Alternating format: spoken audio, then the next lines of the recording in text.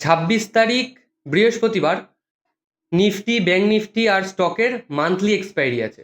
ঠিক আছে, কালকে ভালো মুভমেন্ট পাওয়ার সম্ভাবনা আছে। কোন দিকে? আপসাইডের দিকে।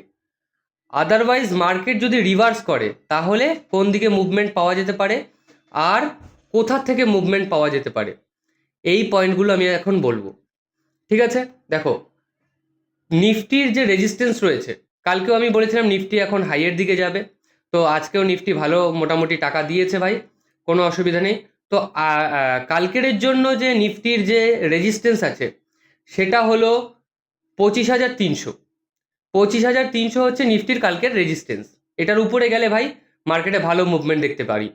আর তার যে সাপোর্ট আছে নিফটির সাপোর্ট রয়েছে 25,000-এ। তো ভাই যদি 25,000-এর নিচে আসে তাহলে সেলিং সাইডে যাব, আদারওয়াইজ আমরা বাইং সাইডেই থাকবো। ঠিক আছে, আর ব্যাঙ্ক নিফটির এখনো পর্যন্ত হায়ার হাই রয়েছে 57,050। ঠিক আছে, 57,050-এ তার হায়ার হাই রয়েছে। তো ভাই এই হায়ার হাই পর্যন্ত ওয়েট করব, ওইটাই তার রেজিস্ট্যান্স এখনো পর্যন্ত। ঠিক আছে, আর ব্যাঙ্ক নিফটির যে সাপোর্টটা রয়েছে সেটা রয়েছে, স্ট্রং সাপোর্টটা রয়েছে 56,250। 56,250 অবধি আমরা ওয়েট করব, তার নিচে আসলে সেলিং সাইডে এন্ট্রি করব, আদারওয়াইজ আমরা বাইং সাইডের দিকেই থাকবো। ঠিক আছে, এই পয়েন্টগুলো মার্ক করে ভাই ট্রেড করো। তাছাড়া কালকে রয়েছে নিফটি, ব্যাঙ্ক নিফটি আর স্টকের মান্থলি এক্সপায়ারি। তো ভাই বুঝে শুনে ট্রেড করবে, কেননা প্রিমিয়াম জিরো হওয়ার চান্সেস বেশি থাকে।